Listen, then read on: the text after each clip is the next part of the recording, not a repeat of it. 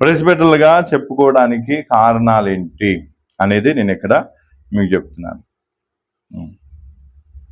ఎవరెవరు ప్రెసిడెంటర్లుగా చెప్పుకున్నారు, తమను తాము ఎవరెవరు ప్రెసిడెంటర్లుగా చెప్పుకున్నారు అనే దాంట్లో మనం చూస్తే ఇద్దరు ఆ పదాలను వాడటం జరిగింది. ఇద్దరు అపోస్తులు. ఇద్దరు ఎవరు? అపోస్తులు. వీళ్ళెవరు? ఒక పూర్వమందు లేదా ఆ ప్రస్తుత కాలములు అపోస్తులుగా ఉండేది ఎవరు? ఒకటి పేతురు, రెండు యోహాన్. వీళ్ళిద్దరూ కూడా ఏం చెప్పుకున్నారు? ఎల్డర్ అంటే పెద్దగా, ఎల్డర్ అనేది పదం వాడటం జరిగింది. దీన్ని గ్రీకు భాషలో ఏమంట? ప్రెస్బెటర్ అనంట. ఏమంట? ప్రెస్బెటర్ అనే పదాన్ని అక్కడ వాడటం అనేది జరుగుతుంది. అయితే ఇక్కడ మనం చూస్తే పేతురు ఎందుకు అంటే వీళ్ళు ఎందుకు పెద్దగా చెప్పుకున్నారు, దానికి అర్థం ఏంటి అనేది కింద మనం చూసుకున్నాం. మొదట వచనాలు చదువుకున్నాం. పేతురు, మొదటి పేతురు 5వ అధ్యాయం 1వ వచనం.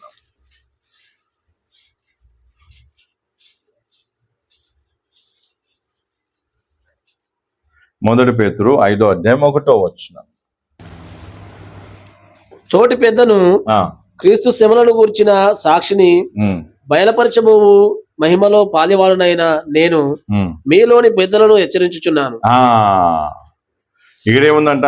తోటి పెద్దను బలిమి చేత కాక దేవుని చిత్ర ప్రకారము ఇష్టపూర్వకముగా. మళ్ళొకసారి ఒకటే వచ్చింది. తోటి పెద్దను క్రీస్తు శ్రమలను గూర్చిన సాక్షిని బయలుపరచబోవు మహిమలో పాలివాడనునైనా నేను మీలోని పెద్దలను హెచ్చరించుచున్నాను. మీలో ఉన్న పెద్దలను ఏం చేస్తున్నాను? హెచ్చరిస్తున్నాను. ఓకే, ఒకటి చదవండి. మొదటి పేతురు 1:1. యేసుక్రీస్తు అపోస్తులుడైన పేతురు తండ్రి అయిన దేవుని భవిష్యత్ జ్ఞానమును బట్టి ఆత్మ వలని పరిశుద్ధ. ఇక్కడ ఏముంది? యేసుక్రీస్తు అపోస్తులుడైన పేతురు అంటే ఆయన మొదట పత్రికలు ఏం చేస్తున్నాడు? ఏమని చెప్పుకుంటున్నాడు? అపోస్తులునిగా చెప్పుకొని 5వ అధ్యాయంకి వచ్చేసరికి తోటి పెద్దను అంటున్నాడు. అంటే దానికి అర్థం ఏంటిది? దానికి అర్థం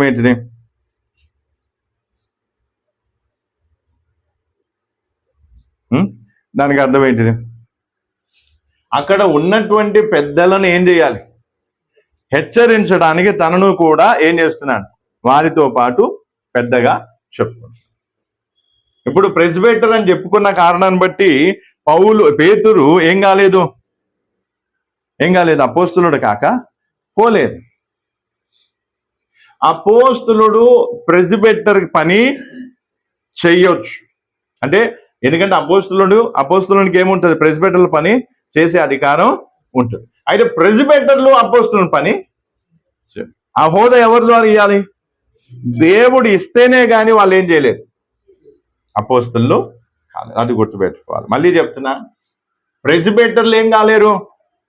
అపోస్తుల పని చేయలేరు అపోస్తులుగా నేరుగా. అయితే అపోస్తులు ప్రెసిడెంటర్ పని చేయొచ్చు. అపోస్తులు ఏం చేయొచ్చు? ప్రెసిడెంటర్ల పని చేయొచ్చు. ఎందుకంటే వీళ్ళు ఏం చేశారు? సంఘక్షేమం కొరకు ఎవరు నియమించారు?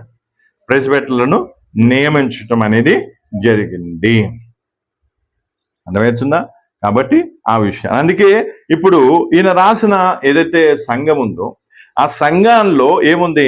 కొంతమంది ఎవరున్నారు? తోటి పెద్దలు ఉన్నారు. అంటే కొంతమంది పెద్దలు. అది ఆ పెద్దల్ని ఈయన ఏం చేయాలి? హెచ్చరించడం కోసం తనను తాను తగ్గించుకొని తోటి పెద్దను అన్నారు. ఏమన్నా? పెద్దనైనా నేను. ఏంట? పెద్దనైనా నేను అంటే తోటి పెద్దలను ఏం చేయాలి? ఎంకరేజ్ చేయడానికి తనను తాను ఏం చేసుకున్నాడు? పెద్దవాణిగా చెప్పుకున్నాడు. అందుకే ఒకసారి మళ్ళీ 5:1 చదవండి మంచిగా. తోటి పెద్దను క్రీస్తు శ్రమలను గూర్చిన సాక్షిని బయలుపరచుము మహిమలో పాలివాడునునైన నేను. 3 చెప్తున్నాడు. ఒకటి ఏంటిది? క్రీస్తు శ్రమల్లో పాలివాడను, బయలుపరచబడబోతున్న మహిమకు ఏనట పాలిభాగొస్తుంది. అంటే 3 విషయాలు చెప్పుకుంటే అందులో ఏమంటున్నాడు? తోటి నేనెవరిని? పెద్దనైనా నేను పెద్దను. ఎవరిని? నేను ప్రెసిడెంటర్ లాగా నేనేమవుతున్నాను, పని చేసేవాడిని. కాబట్టి దేవుడు నాకు ఇచ్చిన ఆ అనుభవాన్ని బట్టి నేను మీకేం చేస్తున్నాను, తోటి పెద్దలైన మీకు నేను ఈ విధంగా హెచ్చరిస్తున్నాను అని వారికి అర్థం చేయించడానికి ఏం చేస్తా, అర్థమవుతుందా? వారికి అర్థం చేయించడానికి ఏం చేస్తున్నా, ఆ పదాన్ని వాడటం అనేది జరిగింది. అయితే ఈ పదాన్ని తీసుకొని చాలా మంది ఏం చేస్తారు, ప్రెసిడెంటర్లే అపోస్తులు, అపోస్తులే ప్రెసిడెంటర్లు. రెండింటికి అర్థమవుతుంది, తేడా అర్థమవుతుంది. అపోస్తులు ఎవరు, ప్రెసిడెంటర్లు. ప్రెసిడెంటర్లు ఎవరు, అపోస్తులు. కరెక్టా? చెప్పండి, కరెక్టా? ఇప్పుడు మీరు విన్న దాన్ని బట్టి ఇది కరెక్టా? ఎట్లా కరెక్ట్ కాదు? ఇప్పుడు మీరు ఎవరన్నా ఇట్లా అన్నాను అనుకో, ఎట్లా కరెక్ట్ కాదు, మీకు ఎవరు చెప్పారని దబాయించిన అనుకో, అప్పుడు మీరు ఏం చేయాలి, వివరించాలా లేకపోతే ఏం చేయాలి? గుట్కిలు మింగాలి. గుట్కిలు మింగే అంటూ మా పాస్టర్ చెప్పాడు, మళ్ళీ ఆదివారం వస్తాడు, వచ్చినాక నేను మంచిగా అడిగినాక మళ్ళీ నేను వచ్చే ఆదివారం మళ్ళీ మీకు చెప్తా అంటే అప్పటి వరకు మేము గోల్మాల్ చేసి కూర్చుంటాం. అర్థమవుతుందా? ఇప్పుడు ఏం చేయాలి? అపోస్తులు ఎవరు, ప్రెసిడెంటర్లు. ప్రెసిడెంటర్లు అపోస్తులు.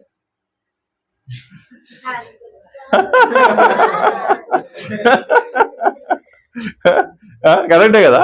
ఇప్పుడు అపోస్తులు ఎవరు, ప్రెసిడెంటర్లు ఎవరు, అపోస్తులు. అపోస్తులు ఎవరు, ప్రెసిడెంటర్. ఇంకేంది కదా, అంతే కదా? ఎందుకంటే పేతురు చెప్పుకుంటున్నాడు, ఏమని చెప్తున్నా, పెద్దనైనా నేను అంటే అర్థమేంటిది, ఎవరితో కలిపేసుకున్నాడు, ప్రెసిడెంటర్లతో సమానంగా చేసుకున్నాడు. అంటే ప్రెసిడెంటర్లతో సమానంగా అంటే ప్రెసిడెంటర్లకు సహాయం అంటే ఏం చేయడానికి, ఫెలో ఎల్డర్స్ ఎవరైతే సంఘములో ఉన్నటువంటి తోటి పెద్దలు ఉన్నారో వారిని ఎంకరేజ్ చేయడానికి నేనేం చెప్తున్నాను, నేను కూడా ఒక పెద్దనే, అంటే నేను ఎవరిని, నేను కూడా ఒక ప్రెసిడెంటర్ పనిచేసేవాడినే. ఎందుకంటే ఆ పని అందుకే మనం చూసినాము, వాళ్ళ పని ఏందో 4-5 విషయాలు మీకు ఏం చేసిన, వాక్యం చెప్పాలి, తర్వాత ఏం చేయాలి, విశ్వాసులను కాయాలి, తర్వాత ఏం చేయాలి చర్చిని గవర్నెన్స్ చేయాలి, ఇవన్నీ ఉంటాయి. అవన్నీ ఆ పని నేను కూడా చేస్తున్నా కాబట్టి నాకున్న అనుభవాన్ని బట్టి బాబు మీరు ఏం కావాలి, పెద్దలుగా ఉన్న మీరు సంఘములో ఇట్లా ఉండాలి అని చెప్తున్నారు. అంతేగాని ఏం లేదు నేను ప్రెసిడెంటర్ని, నాకేం లేదు, నాకు అపోస్తలత్వం లేదని చెప్తలేడు. అర్థమవుతుందా? అందుకే ఇప్పుడు ఈ కన్ఫ్యూజన్ ఉందా, క్లియర్ అయిందా, కాలేదా?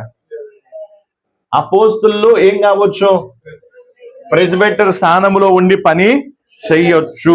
అపోస్తులు ప్రెసిడెంటర్లుగా చెప్పుకోవడంలో, ఎల్డర్గా తోటి పెద్దగా చెప్పుకోవడం తప్పు లేదు. ఎందుకంటే వీళ్ళకి ఏముంటుంది, వాళ్ళ ద్వారా స్థాపించినటువంటి సంఘాలలో వీళ్ళు కూడా ఏం చేయొచ్చు, అంటే పాస్టర్ పని అనా, టీచర్ పని అనా, తర్వాత ఏమంట ప్రెసిడెంటర్ పని, ఇట్లా అన్ని పనులు వాళ్ళు ఏం కావచ్చు. అపోస్తులకి ఎటువంటి రెస్ట్రిక్షన్స్ ఉండవు. అర్థమవుతుందా? హద్దులు, లిమిట్ ఉండవు. అన్ని పనులు పాస్టర్గా ఉండొచ్చు, సువార్థికునిగా ఉండొచ్చు. అంటే దేవుడు ఒకవేళ వాళ్ళకి ఆ స్థానాన్ని ఇస్తే అన్ని పనులు చేసే అధికారం వాళ్ళకు, సంఘం అన్నిటి మీద వాళ్ళకి ఏముంటుంది, అధికారం ఉంటుంది. సంఘములు అన్ని పనులు చేసే అధికారం వాళ్ళకు. ఇది చెయ్యొద్దు, ఇది చెయ్యాలనే ఏం లేదు, లిమిట్ అనేది వాళ్ళకు. అయితే వేరే వాళ్ళు ఇప్పుడు ప్రవక్తలు ఉన్నారు, సువార్థికులు ఉన్నారు, పాస్టర్లు ఉన్నారు, లేదా ఇంకెవరని, వాళ్ళకి లిమిట్ ఉంటుంది. వాళ్ళు ఎంతవరకు పోవాలి అంతవరకే, వాళ్ళు ఆ లిమిట్ వరకే చేయాలి, దాన్ని మించి వీళ్ళు ఏం చేయడానికి లేదు. అర్థమవుతుందా? అర్థమైనా కాలేదా? దేవుడు ఏం చేసిండు, వీళ్ళకి ఏం చేసిండు, ఫస్ట్ ఒక వ్యక్తిని ఇక్కడ పెడతాడు, ఇగో నువ్వు ఇక్కడ వరకు పోయి నమ్మకంగా చేసుకోవాలి. దేవుడు వాళ్ళు కొంచెం నమ్మకంగా ఉంటే అప్పుడు దేవుడు ఏం చేస్తాడు, లిమిట్ పెంచుతాడు. తర్వాత ఇంకొంచెం లిమిట్ పెంచి ఏం చేస్తాడు, ఎక్కడ దాకా తెస్తాడు. ఇంకొంచెం చేసి మొత్తానికి ఏం చేస్తాడు, అపోస్తులు చేసింది అనుకో, ఇంకా నో లిమిట్ అన్నట్టు. లిమిట్ అంటే సేవలో, సేవ పరంగా అన్ని సంఘాల్లోకి వెళ్ళొచ్చు, సువార్త చెప్పొచ్చు, ప్రవక్తగా పనిచేయొచ్చు, ఇటు పాస్టర్గా పనిచేయొచ్చు, అన్ని విధాలుగా వాళ్ళు ఏం చేయొచ్చు, పని చెయ్యొచ్చు. ఎందుకంటే వాళ్ళకి అంత అధికారం ఉంటుంది. అది అర్థమైందా?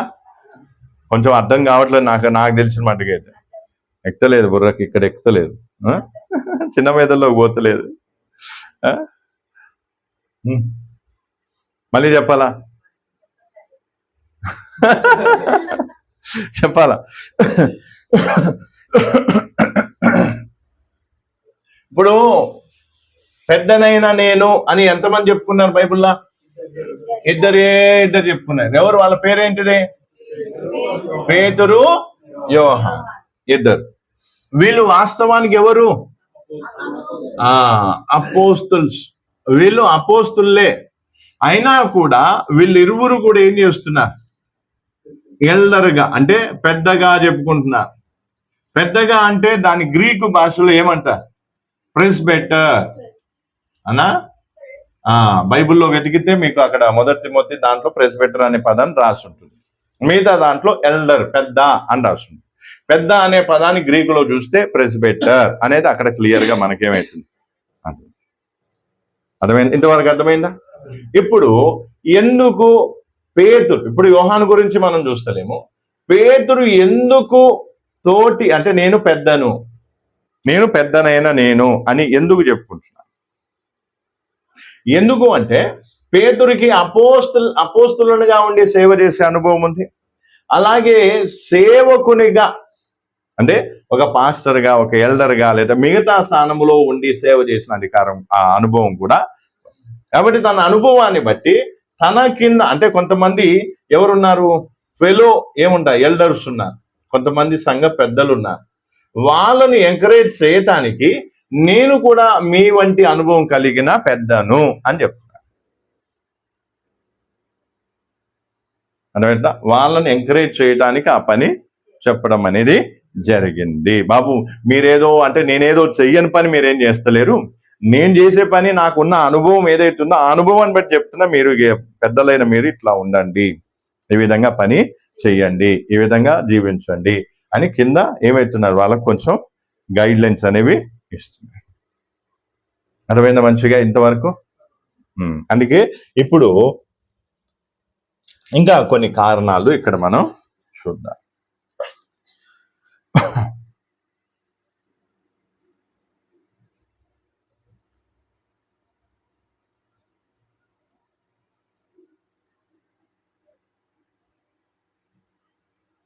నాలుగు కారణాలు ఇక్కడ మనకు ఉన్నాయి. వీళ్ళు పెద్దగా చెప్పుకోవడానికి అంటే పెద్దలుగా చెప్పుకోవడానికి, ప్రెసిడెంట్లుగా చెప్పుకోవడానికి 4 కారణాలు. ఒకటి, వాళ్ళ ఒక ఏజ్, వయస్సును బట్టి. ఏజ్, వయస్సు ప్లస్ ఎక్స్పీరియన్స్ అంటే వారి యొక్క అనుభవం అనా. రెండవది స్పిరిచువల్ అథారిటీ.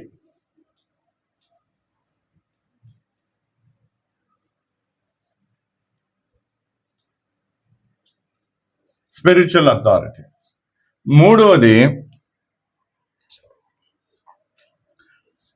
హ్యూమిలిటీ అంటే వాళ్ళు ఏం చేస్తారు? తమను తాము దీనులుగా చేసుకొని ఆ ఒక వర్డ్ను వాళ్ళు ఏం చేస్తున్నారు? వాడుతున్నారు. నాలుగవది ఏంటంటే ఏ కామన్ టైటిల్ అన్నట్టు. ఆ రోజుల్లో పెద్ద అని చెప్పుకోవడము, ప్రెసిడెంటర్ అని చెప్పుకోవడం అనేది కామన్ గా వాడుతున్నటువంటి బిరుదు అనా. ఏ రకంగా అయితే బైబిల్లో హేరోదు, ఫరో అవి కామన్ గా వాడేటువంటి బిరుదులు, అట్లాగే మొదటి శతాబ్దంలో పెద్ద అంటే ఎల్డర్ లేదా ప్రెసిడెంటర్ అని చెప్పుకోవడం అనేది ఏంటంటే ఒక బిరుదుతో కూడిన ఒక టైటిల్ లాంటిది అన్నట్టు. కాబట్టి ఇక్కడ మొదటిది ఏంటిది? పేతురు గాని యోహాను గాని తమను తాము పెద్దలుగా చెప్పుకోవడానికి ఎన్ని కారణాలు ఉన్నాయి? 4 కారణాలు. ఒకటి ఏంటిది? Age and experience. అనుభవాన్ని బట్టో ఏజ్ని బట్టో, బాబు నేను చిన్నపిల్లగా నేను కాదు, నేను సంఘం సేవ చేసి ముసలినైనా నా అనుభవాన్ని బట్టి, నా వయసుని బట్టి నేను చెప్తున్నా అని అదొక కారణం. రెండవది ఏంటిది? అథారిటీ, స్పిరిచువల్ అనా, ఆత్మీయ అధికారం బట్టి వాళ్ళు ఏం చేస్తున్నారు? ఆ మాట చెప్తున్నా. బాబు నేను చిన్నోనేం కాదు, నీకంటే పెద్దోనే, దేవుడు నాకు ఏం చేసిన ఒక అధికారాన్ని ఇచ్చిండు, అధికారాన్ని బట్టి నేను మీకు ఏం చేస్తున్నా? ఈ విషయాలు మీకు చెప్తున్నా, బోధిస్తున్నా. మూడవది ఏంటి? ఏం కావచ్చు? తనను తాను తగ్గించుకొని అపోస్తులునిగా అంటే ఉన్నత స్థానంలో ఉండి గొప్పగా ఉండి చెప్పడం కాకుండా తనను తాను తగ్గించుకొని ఎల్డర్స్ తో పాటు తనను తాను ఏం చేసుకున్నారు అంటే ఆ స్థాయికి వచ్చి వాళ్ళకి ఆ మాట చెప్తాను. అంటే తనను తాను తగ్గించుకునే విధానాన్ని అక్కడ చూడవచ్చు. తర్వాత నాలుగోది ఏం కావచ్చు? ఇది కామన్ టైటిల్ కావచ్చు, అదే కామన్ గా ఉపయోగించేటువంటి పదం కావచ్చు. అందుకే ఇప్పుడు ఈ 4 విషయాలు మనం ఏం చేసుకోవాలి, అర్థం చేసుకోవాలి. మొదటి పేతురు 1:5 చెప్పింది. యోహానేమో రెండో యోహాను, 3వ యోహాను, ఈ 2 పత్రికల్లో పెద్దనైనా నేను అనే ఆ ఒక పదాన్ని వాడతారు. అలా వాడటానికి కారణాలు ఏంటి? 4 కారణాలు ఉన్నాయి. అలా వాడినందుకు ఆయన అపోస్తులుడు అని అర్థమవుతుందా? ఇప్పుడు నేను పెద్దను అని చెప్పుకొని అపోస్తులుడు కాదు, అపోస్తులుడు అయి ఉండి ఏం చేసిండు? పెద్దగా చెప్పుకోండి. అలాగే ఎవరైనా ప్రెస్బిటర్లు అయి ఉండి నేను పెద్దను అని చెప్పుకున్నంత మాత్రం వాళ్ళు ఏం కాదు, అపోస్తులు ప్రెస్బిటర్లు కావచ్చేమో కానీ, లేదా ఆ పని చెయ్యొచ్చేమో కానీ ప్రెస్బిటర్లు అపోస్తుల స్థాయికి వాళ్ళంతట వాళ్ళు పోలేరు. వాళ్ళ నమ్మకత్వాన్ని చూసి దేవుడు ఏం చేస్తాడు? సంఘాల గురించిన భారము, బాధ్యత అనేది ఏం కావాలి, ఉండాలి. అందుకే దేవుడు చూడండి, ఇంకా ఇప్పుడు చిన్నగా వచనం చదివేసి 2 కొరింథీయులకు వద్దాం. 2 కొరింథీయులు వచ్చేసి తొందరగా మనం ఏం చేసుకున్నాం,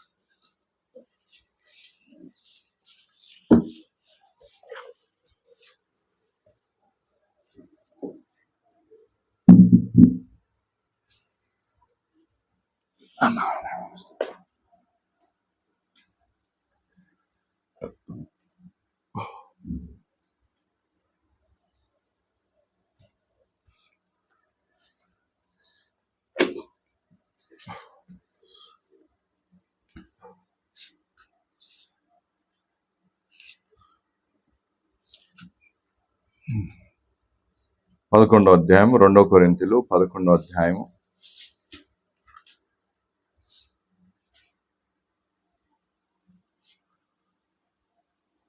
28వ వచనం. 2 కొరింథీయులు 11వ అధ్యాయం 28వ వచనం.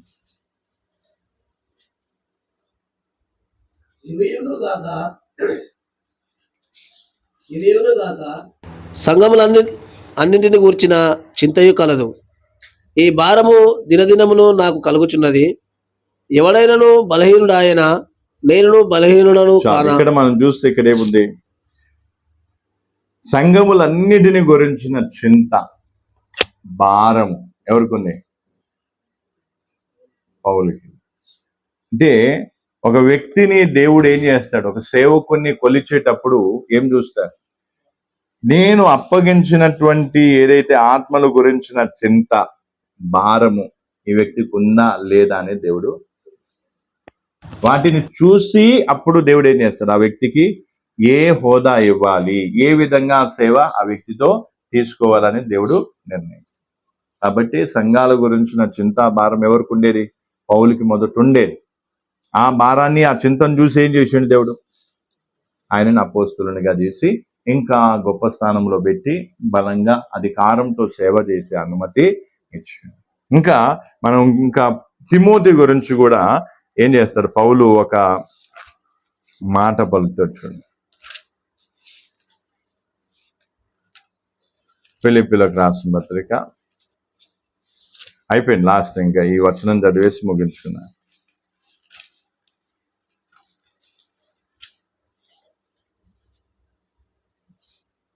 ఫిలిప్పీలకు రాసిన పత్రిక 2వ అధ్యాయము 20వ వచనం. ఫిలిప్పీలకు రాసిన పత్రిక 2వ అధ్యాయం 19-20 వచనాలు చదివితే ఇంకా మంచిగా అర్థమవుతుంది. నేనును మీ క్షేమము తెలుసుకొని ధైర్యము తెచ్చుకొను నిమిత్తము తిమోతిని శీఘ్రముగా మీ యొద్దకు పంపుటకు ప్రభువైన యేసునందు నిరీక్షించుచున్నాను. మీ క్షేమ విషయమై నిజముగా చింతించువాడు అతని వంటి వాడెవడును నా యొద్ద లేడు. అందరూ తమ సొంత కార్యములనే చూచుకొనుచున్నారు గాని యేసుక్రీస్తు కార్యములను చూడరు. అంటే తిమోతి ఏం చేశాడు? మొదట్లో ఆయన ఏం చేశాడు? దేవుని కార్యం చూశాడు. అంటే సంఘాల గురించి చింతించాడు, సంఘం గురించిన భారం కలిగి ఏం చేశాడు? తర్వాత దేవుడు ఏం చేశాడు? తిమోతిని కూడా అపోస్తులునిగా చేసినట్టుగా మనం చూస్తాం. అర్థమవుతుందా? అందుకే దేవుడు మనల్ని ఏం చేస్తాడు? చూస్తాడు. సంఘాల గురించిన చింత, భారం మనకుందా లేదా అనేది ఏం చేస్తాడు దేవుడు? అందుకే అంత ఈజీగా ఏం కాదు అపోస్తులు, అంత ఈజీగా అపోస్తులు లేరు కూడా. అందుకే ఇప్పుడు ఈ విషయాలు అర్థమైనాయా? అందుకే ఇప్పుడు అంట అపోస్తులుడు ప్రెస్బిటర్లు ఇద్దరు ఒకటే.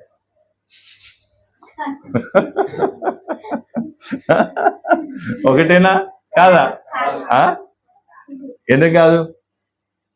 ప్రెస్బిటర్లు ఎవరు? అపోస్తుల ద్వారా నియమింపబడ్డారు. అపోస్తులు ఎవరు? దేవుని చేత నియమింపబడ్డారు. అయితే అపోస్తులు ప్రెస్బిటర్లుగా పిలుచుకుంటే తప్పేం కాదు, ఎందుకంటే ఆ పని వాళ్ళు చేయవచ్చు. కానీ ప్రెస్బిటర్లు అపోస్తులుగా చెప్పుకోవడానికి ఏం లేదు. అంటిల్ అన్లెస్ ఎప్పటి వరకు దేవుడు నేరుగా వారిని అపోస్తులుగా నియమించేంత వరకు. మరి ప్రెస్బిటర్లుగా చెప్పుకున్న వాళ్ళకి ఏముండాలి? లేదా సంఘ కాపురులే కానీ ఏమంటారు, సువార్థికులే కావచ్చు, లేదా ప్రవక్తలే కావచ్చు, వీళ్ళందరికీ అపోస్తులు కావాలంటే వారికి ఏముండాలి? 3 అంతస్తుల బిల్డింగ్ ఉండాలి, 2 చర్చిలు ఉండాలి, ఒక ఇన్నోవా కారు ఉండాలి. ఏముండాలి మనిషిక? ఇట్లా అంటే ఏమొద్దా? ఏముండొద్దా? ఏముండాలి? సంఘం గురించిన, విశ్వాసుల గురించిన చింత, భారం ఉండాలి. దాన్ని దేవుడు చూసి అప్పుడు ఆ వ్యక్తిని ఏం చేస్తాడు? చిన్న చిన్నగా ఎక్కడికి పంపిస్తాడు? దేనికి పంపిస్తాడు? అపోస్తలుడు. అందుకే ఈరోజు చేద్దాం ప్రార్థన మంచిగా. అందుకే ఈరోజు మంచిగా అర్థం చేసుకోవాలి. ప్రార్థన పూర్వకంగా మనందరం ఏం కావాలి? ముందుకు సాగాలి. సేవ విధానం అర్థమవుతుందా మంచిగా? స్టార్టింగ్లో కొంత మనకు దేవుడు ఇచ్చినటువంటి ఏదైతే అనుభవాన్ని బట్టి దేవుడు నేర్పించిన విషయాలు మీకు నేను చెప్పడం జరిగింది. ద్వారం తెరవటం, మోయటం, రావటం, పోవటం, ఈ విషయాలన్నీ కొంత మీకు చెప్పడం. ఇప్పుడు అపోస్తులు ప్రెస్బిటర్ల గురించి, అపోస్తులు ఎందుకు తమను తాము పెద్దలుగా చెప్పుకున్నారు, దానికి ఎన్ని కారణాలు ఉన్నాయి? 4 కారణాలు ఉన్నాయి.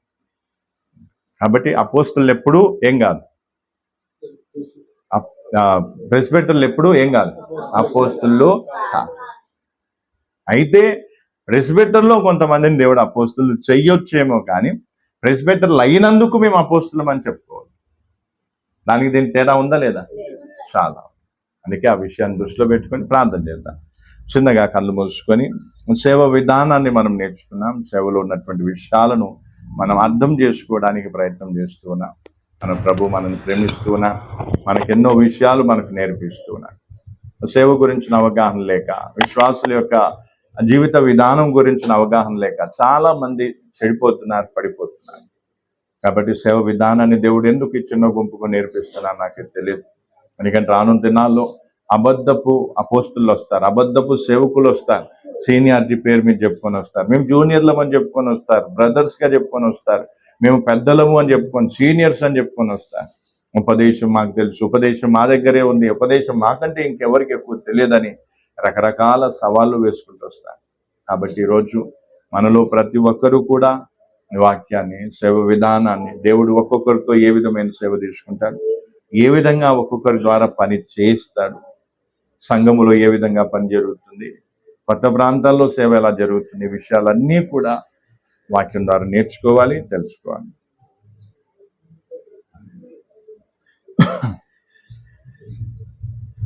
ఆమె ప్రార్థన చేసుకున్నాను. పద్మక్క ప్రార్థన.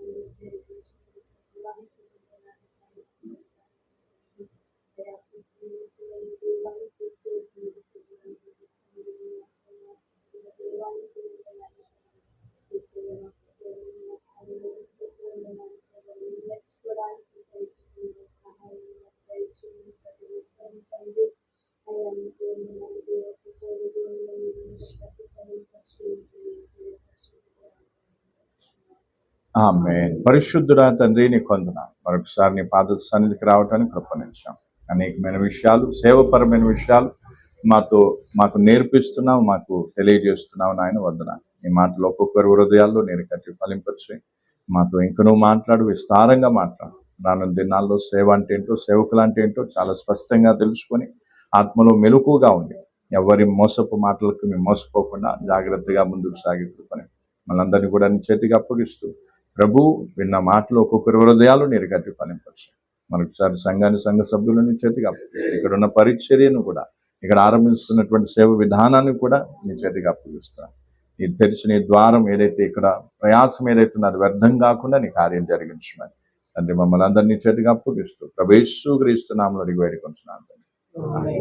ప్రభు యేసు క్రీస్తు కృప, దేవుని ప్రేమ, పరిశుద్ధాత్మ సహవాసం మనందరికి సదాకాలం తోడే ఉండును గాక. ఆమేన్.